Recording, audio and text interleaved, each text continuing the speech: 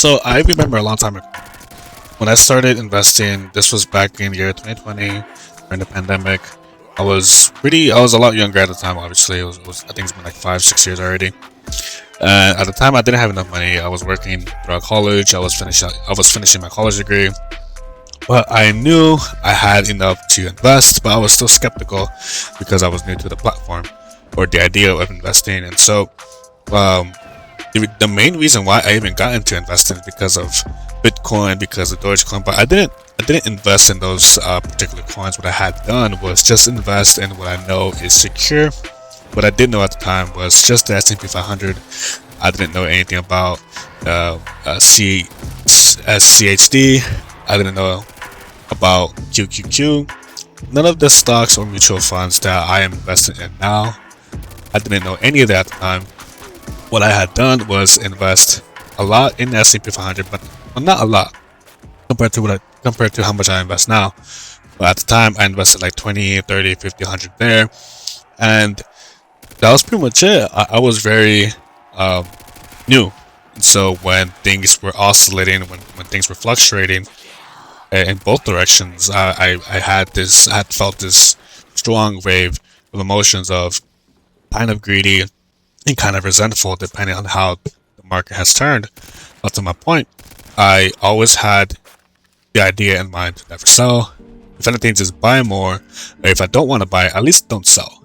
And I think the idea of not buying when things were on a sale, huge sale, was when I kind of regret now of not having bought more, because I have 5 years of my money invested into these particular securities, and I've seen the fruits of my labor, or lack thereof, because all I did was just invest money and just call it a day. I see the fruits of my labor because those investments had enough time to compound in terms of reinvested dividends. When you invest when things go down, of course the price is going to go up when things recover, and then you see investments go up. I did something similar with Procter Gamble. I bought them. Sorry, I bought some of the stocks when it was at 150, 140, and their max was 170. No, their max was 150, 160-ish about a year ago, and then I've only seen negative. They've been down towards 40s and 30s, and all I did was say to myself, hey, how long has this company been in business? What are they in business for? And what's the purpose of me buying this for the long term? And how probable are the stocks to go up? And I don't really think about it too much. I don't sit down. I don't read financial statements. Every now and then I take a look at them, but I don't really make a decision based off of what I should know. I don't take the time to do much of the investigation because I'm not a hedge fund firm. None of that. Just me. So I just took a look at the graph, understood how long this person or this company has been in business and what they do, etc. And I just made a decision. I made a judgment call and said, hey, I'm going to invest a certain amount of money into Procter Gamble because they are here to stay, because they are competitors for they compete in the industry of selling cosmetics, selling food, etc. And that's always going to stay here, and they're at an international exposure, and so it all worked out for the best. I bought low and I just hold. That's pretty much the idea I want to share. I want to share with everybody here. You buy, have the intention of never selling. If you are going to invest, only use the money that you have spared, money that you wouldn't use for a house, or car payment, utility payment, anything too immediate, and then anything extra that you have saved, you can invest, as long as it doesn't interfere with anything else, like a 3 to 6 month emergency fund, etc., etc., etc. Have enough money saved just in case things blow up, and whatever is left over, invest that money. Invest it in an ETF for oil. I was kind of on time when it comes to buying into oil companies. A long time ago, when I was in, not a long time ago, I think like 2-3 months ago, right before the issue with Venezuela, I purchased right before the hit, and I was really lucky. But the idea was I had the extra money, and I said, why not? Let me just buy certain ETFs in the oil industry in order to diversify my exposure into the stock market. And this happens, and the reason why you want diversity in your investments is because you don't want to be heavy on one particular industry like tech, finance. You want to have a more broader exposure, and the S&P 500 and QQQ is definitely a good way to expose your investments into the broader market. But QQQ and the S&P 500 have a lot of overlap. So when things go super up, you get a very good potential good realized return. Right? You have a lot in the green, and when things go south, but you hit the hay hard.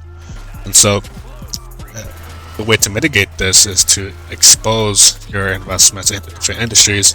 At the time, I had realized that I was heavily leaning into tech because of the S&P 500 and QQQ.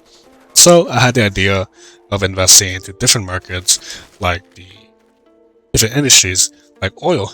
And so right before the hit on Venezuela, I said to myself, I have enough money to invest into oil, and that's what I did. And then 2-3 days later, stocks like Chevron and ExxonMobil, they skyrocket because of this issue that happened in Venezuela. All of this to say is that the more you have to invest, the less you'll regret in the long term. Because if you don't really need that money and you're able to put that money to work in something that works 24/7, and you have no say other than just not panicking and selling, then you're going to be straight. I have been in the market for like 5-6 years already, and my only regret now was not having purchased more 5 years ago. And at the time, I was relatively younger, or young, I should say. I was 20 years old at the time, turning 21 when I started investing, and I just wish I had a couple of things: the maturity of investing, right? Having enough money to invest. The second thing that I wish I had was knowledge of what securities to invest in. Like, we know about the 401k, we know the HSAs. That's cool. That's all fine, and those are must knows. But in terms of securities, I didn't know what exactly to buy. So at the time, I was really playing around with my money, and because I had purchased a lot of companies, purchased a lot of stocks in Fortune 500 companies, and invested in the S&P 500, it was more like an overlap, right? A lot more leaning on the S&P, but I also had a lot more leaning on particular stocks for certain Fortune 500 companies. And all of this to say is because I didn't sell any of them. I sold a few, I lost a few, but to my point, for the ones that I knew, I think there was a good point in time where I just stopped caring. I was really invested in the stock market, and I was really, okay, cool, like, earning, losing, I'm earning. And there was a point where I just forgot. Okay, like, I'm very involved in my current life, whether it be for work, whether it be for school, X, Y, and Z's. I basically forgot about the stock market. And to be honest, it couldn't have been the most, well, two things. It was really bad because I missed the investing in the Silicon Valley crash that happened 3 years ago. I didn't invest, and I wish I had done it.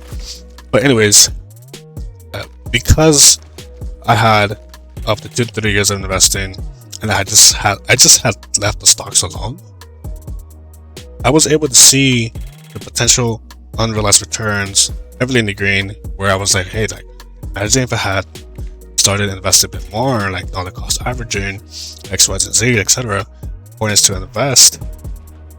Use the time that I have to let it compound and reinvest dividends. Imagine how much money I would have right now. And this is something that I've still keep in mind to this day. Wish I had invested, but Without that lesson, I wouldn't have started investing as aggressively as I do now. And so, I mean, it's cool. Doesn't matter. I'm not gonna sit here and wonder about the past or continue kicking myself. But what I do know is I have the extra money. I've seen the gains that I have because I have enough time invested in the stock market. And now with the new investments that I'm making, whether it be dollar cost averaging, whether it be just buying a stock that or an ETF that is known to go up when things are going up in the market. Either way, I just have to wait another couple of years for those stocks to mature and really for me to see the gains of those particular stocks. The only issue, however, out of all of this, everybody tells you to invest, everybody tells you to invest and hold, everybody tells you to not sell, everybody tells you to buy when things are in sale.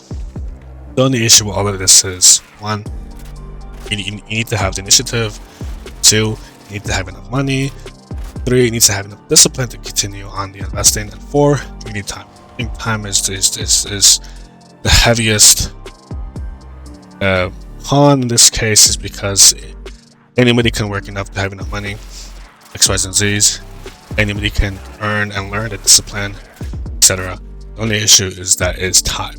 If you are on the older side, then it's a lot harder to start to wait for a certain maturity for your stocks. It's just harder. But if you're on the 18, 20, I think 25 is where it kind of caps off in terms of you're young and you don't really need that much money in terms of your personal life, in terms of going out, vacations and stuff. Up to 25, I'd argue, just work your ass off, and then enjoy the rest of your 20s, either abroad, enjoying some of your money, and then really in your 30s is when you're supposed to start to settle down. But that's a different topic. To my point, if you have the money, if you have the time, invest. Take the time to invest in well-known securities. Buy when things are on sale and just hold. And hold it really well. Or just ignore them. Buy and ignore. Buy, set it up, and don't do anything with the stock. At the end of the day, you're not going to regret it if you have purchased stocks that are known to increase into yield dividends. If you buy ETFs that outperform or even pace the market, be fine. Alright then, fellas. Later.